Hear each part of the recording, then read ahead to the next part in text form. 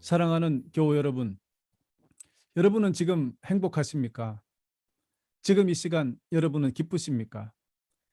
뭐 이런 질문을 당연한 질문을 하느냐 이렇게 생각하시겠지요.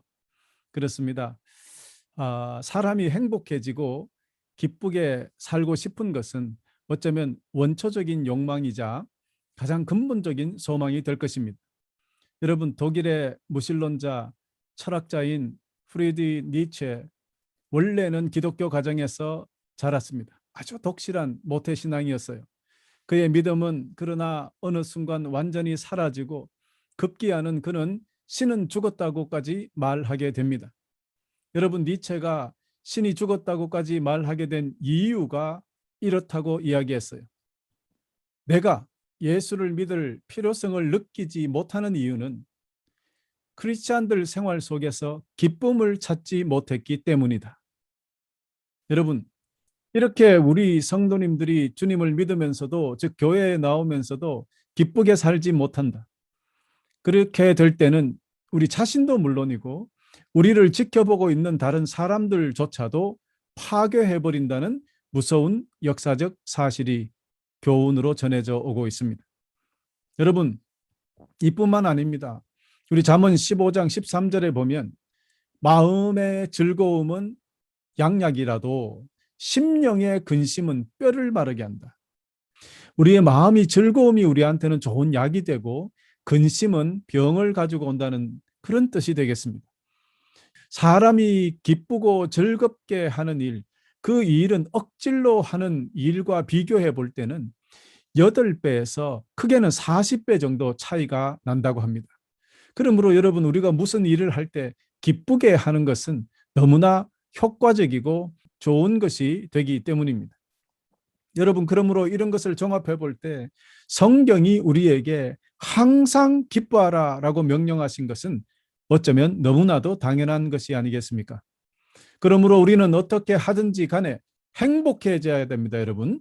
그리고 기쁘게 살아야 합니다. 한 번만 기쁜 것도 아니고 가끔 기쁜 것도 아니고 성경은 우리에게 항상 기뻐하라.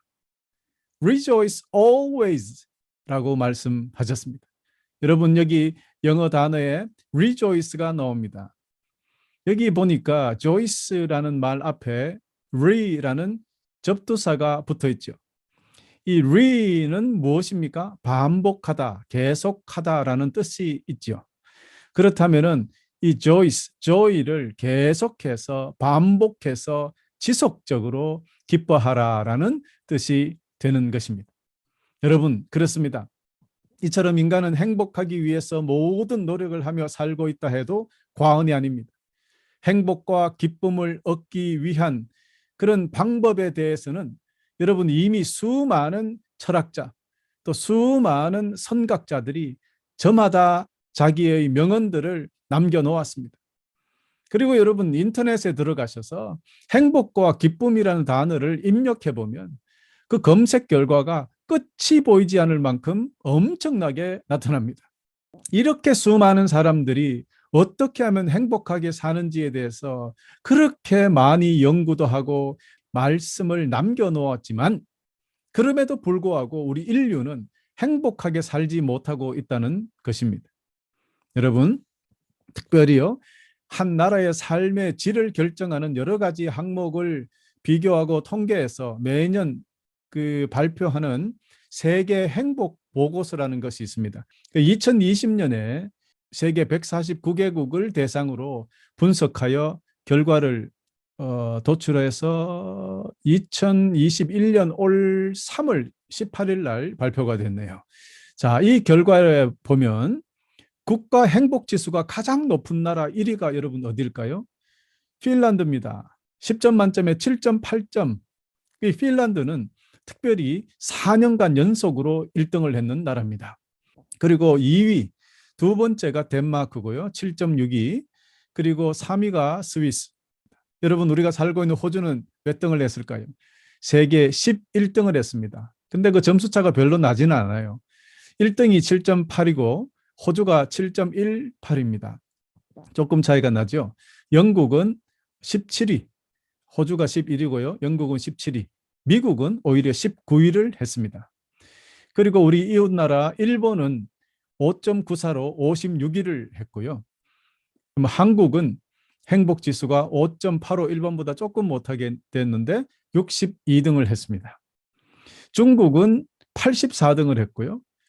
149개국 중에 아프가니스탄이 2.5점 가장 낮은 순위를 기록했다고 합니다. 여러분, 이런 결과를 보아서 우리가 꼭 하나 생각해 봐야 될 것이 있습니다. 예를 들어서 한국을 봅시다. 한국은요, 여러분 아시지만 경제 규모가 세계 10위라고 합니다. 그런데 조사에 의한 그 행복 순위는 62위였네요. 그렇다면은 여러분 52개국이 한국보다 경제적으로 뒤떨어지지만 더 행복하게 살고 있다고 이야기했다는 겁니다. 여러분 여기에 주목해 봅시다. 일반적으로 대부분 사람들은 일단 돈이 많으면 행복할 것으로 그리고 기쁠 것으로 생각합니다. 아니 그렇게 굳게 믿습니다. 그래서 열심히 돈을 벌려고 노력하는 거죠. 그러나 우리가 행복하다는 것, 기쁘게 산다는 것은 성적순도 아니고 재산순도 아니라는 것이 이 보고서를 통해서 또 한 번 증명되는 순간입니다. 그렇습니다. 여러분, 많은 것을 가진다고 행복해지는 것도 아니고 그렇다고 가진 것이 부족하다고 불행한 것도 아니라는 사실. 마태복음 19장 16절에서 23절에 보면 우리 주님께서 부자 청년에게 내가 가진 소유물, 즉 네가 가진 모든 재산을 다 팔아서 사람들에게 나누어 주고 나를 따르라 이렇게 명령하시니 그 많은 재물을 가지고 있던 부자 청년은 근심하면서 주님을 떠나갔다고 성경은 기록하고 있습니다. 여러분, 이렇게 우리 주 예수께서도 재물에 대해서 우리가 가져야 될 확실한 개념을 이 부자 청년을 통해서 말씀해 주셨습니다. 재물을 많이 가지는 것이 죄악이 아니라 그 재물을 이웃을 위해서 사용할 수 있는 그런 사람이 되어야 된다는 것이죠. 즉 재물이 중요한 것이 아니라 우리 주 예수 그리스도가 priority number one, 가장 위대하고 중요하고 소중한 분이라는 것, 그 모든 세상의 재물과 주님을 바꿀 수 없다는 것이 확실히 사로잡혀 있을 때 우리는 그 재물을 올바르게 사용할 수 있게 되는 것이고 그런 부자를 우리 주님께서 축복해 주시는 것입니다. 자, 그렇다면 여러분 이 조사에 통하고 또 예수 그리스도의 말씀을 통해서라도 돈으로 행복할 수 없다는 것이 결과가 나왔으니까 그렇다면 여러분 돈이 아니라면 어떤 것을 통해서 우리가 행복하고 기뻐질 수 있을까요? 여러분 정답은 없습니다. 우리네 인간은 자기가 살아왔던 과거에 대한 후회와 불안한 미래에 대한 걱정 그리고 지금 살고 있는 현실에 대한 불만이 있기 때문에 이를 완전히 극복할 수가 없기 때문에 우리는 사실 영원히 행복하지 못합니다. 그런데도 불구하고 빌립보서 4장 4절은 우리에게 이렇게 명령합니다. 항상 기뻐하라. 다시 말하거니와 기뻐하라. 여러분, 그렇다면은 이 영원한 기쁨, 참된 기쁨, 항상 기뻐할 수 있는 방법이 있기 때문에 이런 힘든 명령을 하신 것이 아닐까요? 그래서 오늘 제가 여러분에게 이 세상에 수많은 그런 그 방법과 수많은 가르침이 아니라 우리 성경이 알려주는 비법 4가지를 여러분에게 공개하려고 합니다. 자, 이제 여러분 한번 우리가 성경을 찾아보겠습니다. 빌립보서 4장 4절을 보시면 주님 안에서 항상 기뻐하십시오. 다시 말하거니와 기뻐하십시오.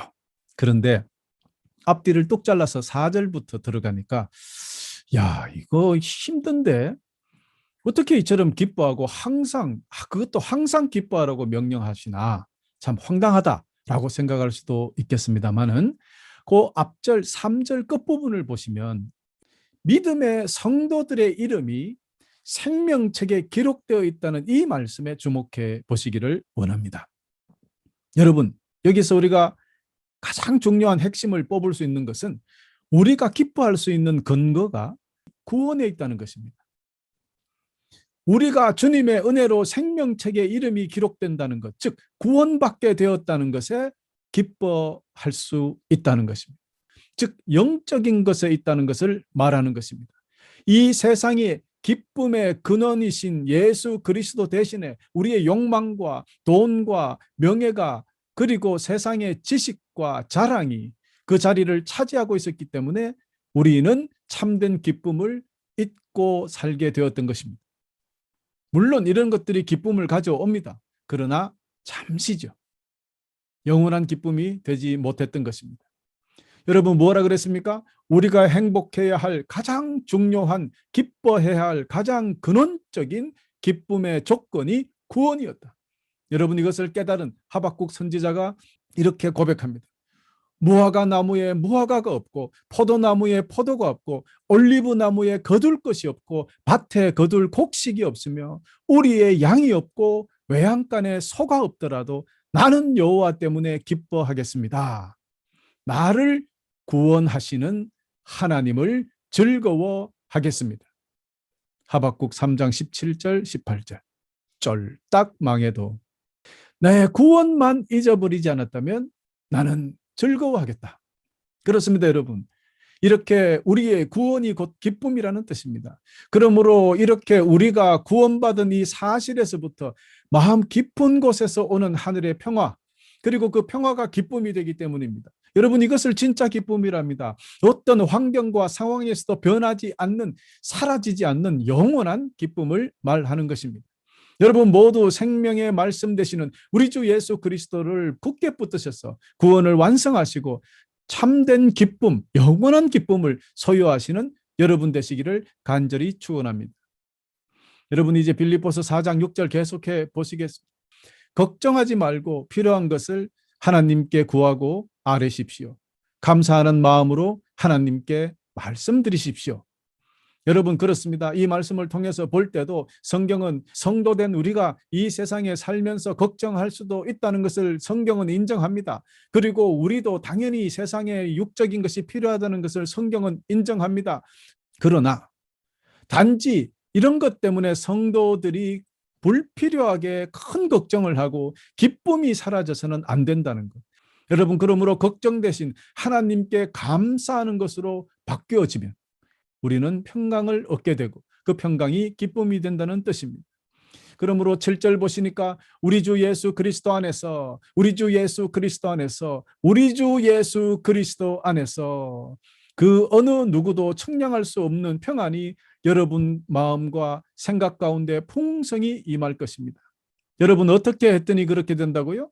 걱정하지 말고 필요한 것을 하나님께 구하라 그랬어요. 감사하는 마음으로 구하라 그랬습니다. 그렇게 한다면 7절 우리 주님 안에서 그 어느 누구도 측량할 수 없는 그 어느 누구도 감히 알 수 없는 놀라운 하늘의 평안이 우리 마음속에 우리 생각 가운데 풍성히 임하게 된다. 사랑하는 교회 여러분 보세요. 우리가 이렇게 할 때 이 세상이 줄 수 없는 천국의 평안이 우리 마음속에 넘치게 된 그래서 비로소 우리가 기뻐진다는 것을 선포하고 있는 것입니다. 여러분 아멘입니까?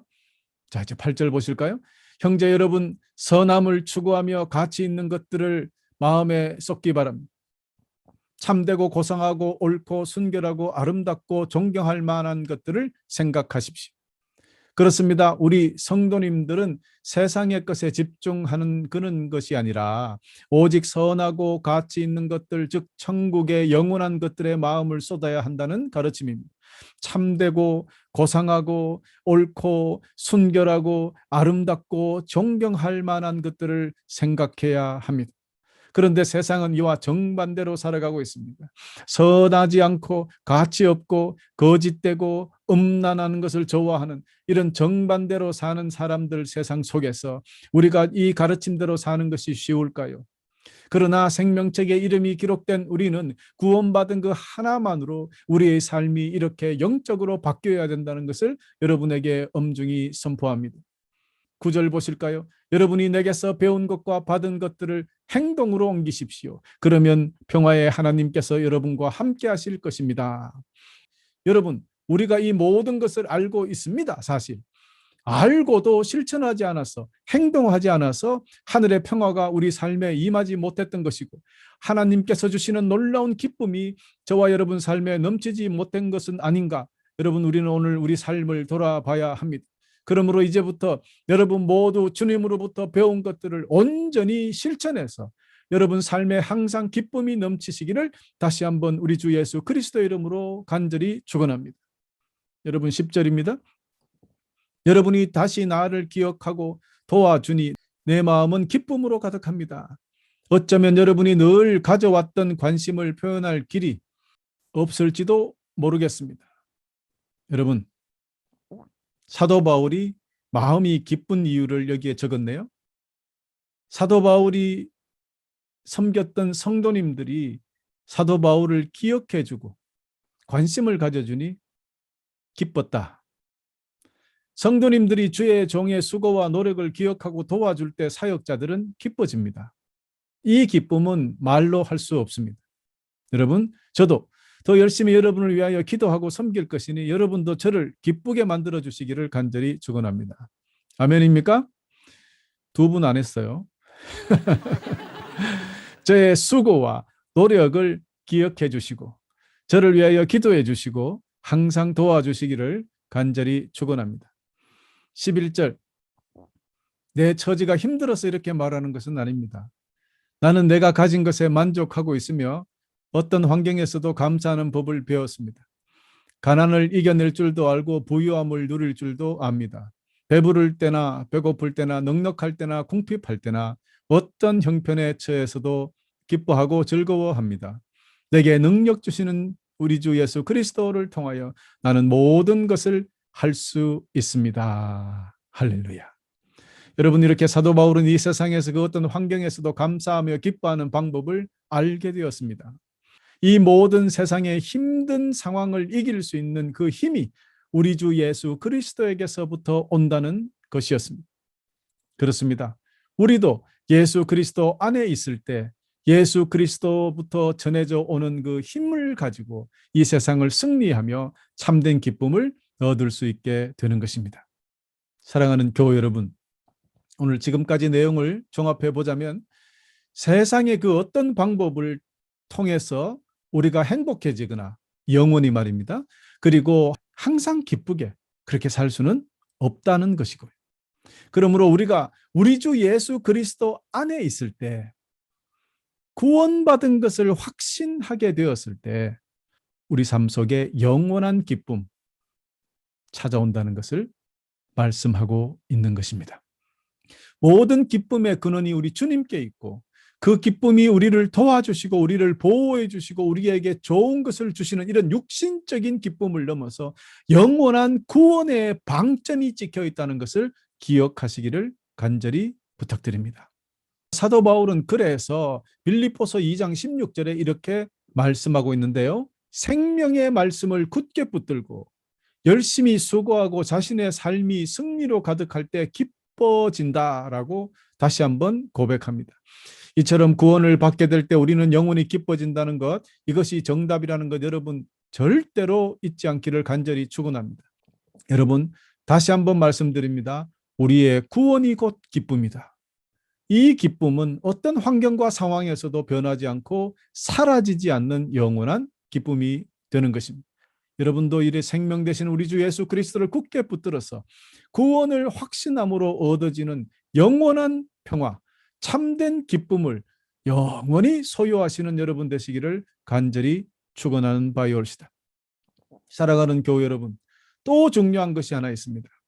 성경이 말하는 기쁨은 주님을 기쁘시게 해드릴 때 우리가 기뻐진다는 진리입니다. 사실은 구약 성경과 신약 전체도요. 주님을 기쁘게 해드려라 라는 것이 계속해서 명령되어 있습니다. 그런데 우리는 계속해서 우리 스스로 행복해지고 기뻐지려고 노력하고 있다는 것입니다. 교우 여러분, 여기서부터 모든 것이 틀어진 것입니다. 처음부터 이 사람들은 기쁨을 얻는 방법, 행복을 얻는 방법을 잘못 사용하고 있었다. 그러므로 이제부터 여러분은 이 세상을 살아감에 있어서 그것도 기쁘게 행복하게 살기를 원하신다면 우리가 행복해지고 우리가 기뻐지려는 그런 삶을 버려버리십시오. 그리고 오늘부터 여러분이 예수 그리스도를 기쁘게 할 것이 무엇인가 찾아서 주님을 기뻐하실 것을 실천하며 살아보십시오. 이것이 행복을, 기쁨을 소유하는 방법입니다. 우리가 주님이 기뻐하실 일을 실천하며 사는 것, 이것이 기쁨을 얻는 것이라는 것은 제가 기도 중에 우리 주님으로부터 직접 받은 말씀입니다. 우리를 위하여 기뻐지려고 노력하지 말고 예수 그리스도가 기쁘시게 기뻐질 수 있도록 예수 그리스도를 위해서 살아보자. 그러면 우리가 그토록 바랐던 그 놀라운 기쁨과 행복이 우리에게 찾아오더라는 것입니다.